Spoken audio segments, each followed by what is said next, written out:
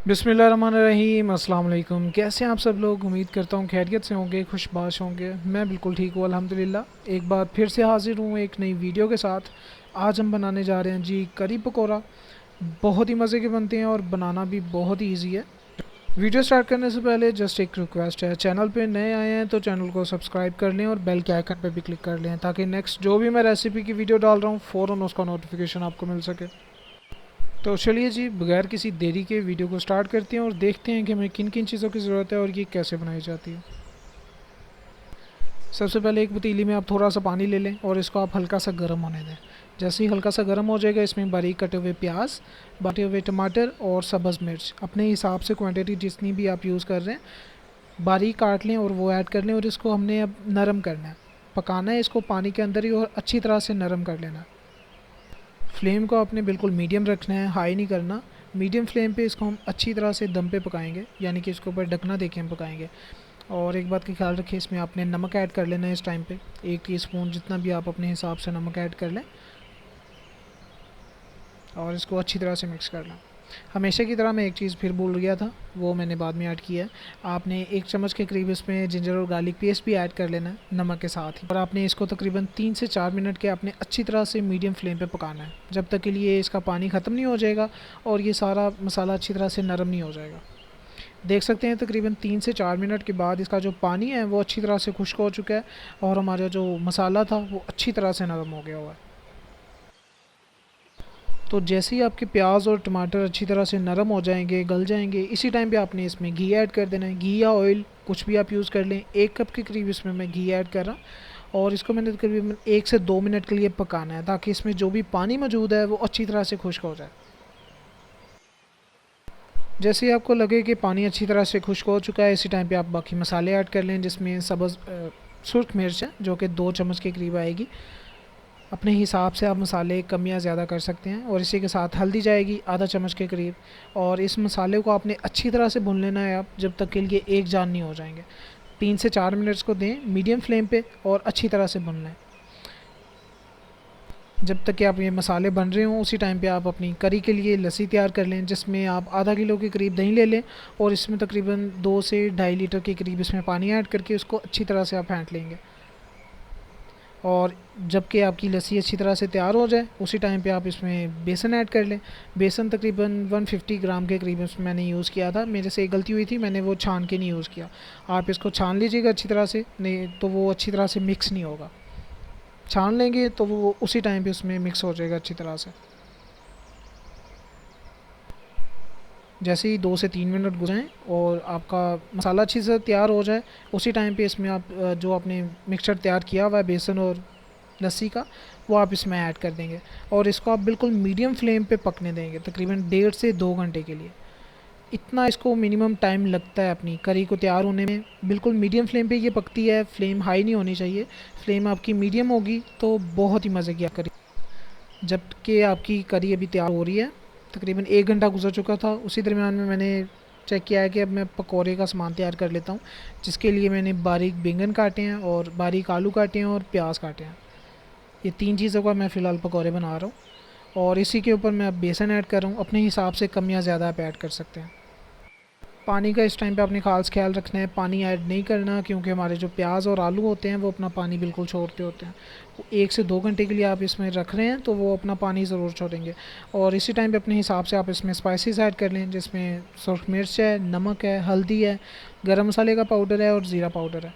और इसी के साथ साबुत सूखा धनिया है, ये इसमें ऐड कर लें। अपने हिसाब से कम या ज़्यादा आप कर सकते हैं और इसको आप अच्छी तरह से मिक्स कर लें।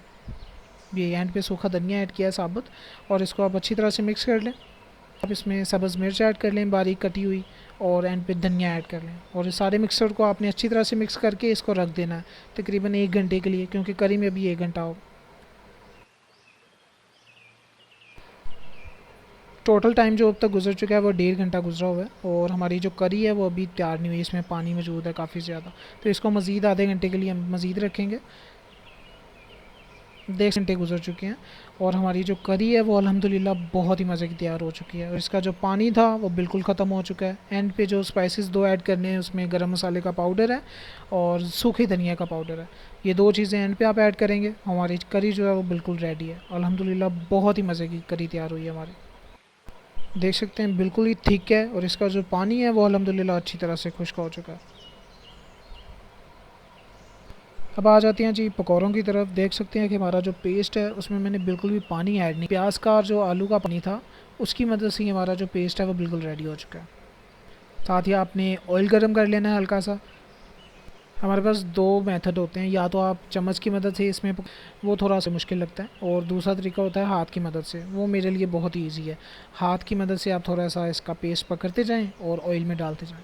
ऑयल आपने हल्का सा गर्म कर लेना है। मेरा इधर ऑयल ज़्यादा गर्म नहीं था तो इसलिए आपको बबल्स नज़र नहीं आ रहे होंगे। इसी तरह से आप अपने पकौड़े का जो पेस्ट है वो इसमें ऑयल में डालते जाएं और तकरीबन 3 से 4 मिनट लगेंगे, हमारे जो पकौड़े हैं वो भी रेडी हो जाएंगे अल्हम्दुलिल्लाह। देख सकते हैं कि जैसे जैसे गर्म होते जा रहे हैं पकौड़े, वो अपने पेंदे को छोड़ते जा रहे हैं और इसको आपको हिलाने की बिल्कुल भी ज़रूरत नहीं है। जैसे ही आपको लगे कि आपकी जो एक साइड वो तैयार हो चुकी है, उस टाइम पे आपने इसको हिला के इसकी साइड चेंज कर देनी है। बिल्कुल इसी तरीके से आपने साइड चेंज कर लेनी है। देख सकते हैं कि जो नीचे वाली साइड है वो अच्छी तरह से रेड हो चुकी है। साइड चेंज करनी पड़ेगी इस टाइम पे आपको। अल्हम्दुलिल्लाह जी तकरीबन 3 से 4 मिनट लगे हैं और हमारे जो पकौड़े हैं वो देख सकते हैं कि बिल्कुल रेडी हो चुके हैं और इसको अभी फ़िलहाल हम साइड पे निकालते जाएंगे। बहुत ही मज़े के तैयार हुए हैं और इसको इस टाइम पे आप चेक भी कर लीजिएगा, इसका नमक और जो भी आपने मसाले ऐड किए हैं इस टाइम पे आप चेक करके, अगर कम हो तो इसमें आप दोबारा ऐड कर सकते हैं। फर्दर सेम उसी तरीके से आप इसमें पकौड़े ऐड करते जाएँ। मैं ये आपको स्किप भी कर दूँगा ताकि आपको ज़्यादा वीडियो देखनी ना पड़े। अगर यहाँ तक आप वीडियो देख रहे हैं तो काइंडली वीडियो को लाइक कर दें और चैनल को सब्सक्राइब भी कर दें, इससे मेरी थोड़ी सी हौसला अफजाई होती है। तो लीजिए जी, जैसे जैसे पकौड़े बनते जा रहे हैं इसको साइड पे निकालते जाएं ताकि ये थोड़े से ठंडे होते जाएं। जैसे ही थोड़े से ठंडे होंगे हम इसको करी में ऐड कर देंगे। जो इसकी हर साइड होगी वो तकरीबन 1 से 1.5 मिनट लेंगी और वो अच्छी तरह से पक जाएगी। आपने तकरीबन 3 से 4 मिनट देने हैं और पकौड़े आपके बिल्कुल अच्छी तरह से रेडी हो जाएंगे। देख सकते हैं कि हमारे जितने भी पकौड़े तैयार हो रहे हैं उनका कलर देख सकते हैं, बिल्कुल रेड और बहुत ही मज़े के तैयार हो रहे हैं अल्हम्दुलिल्लाह।